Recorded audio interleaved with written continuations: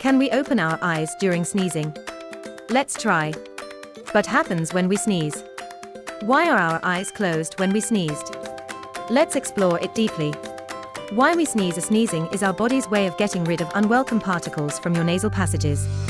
Typical causes for sneezing include dust, allergies, cold and flu, and air pollution.